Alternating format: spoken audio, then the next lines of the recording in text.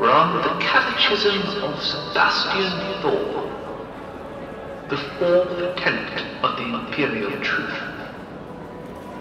Every human being has a place within the Emperor's divine order.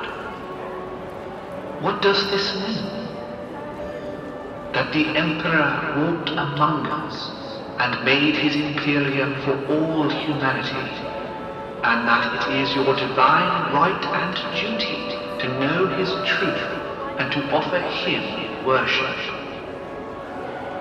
That no prince of Terra or Ministorum can deny to you knowledge of his scripture, or guard jealously from you that which may provide salvation in his light, and that those who deny you salvation are frauds and tyrants, and should be purged as heretics.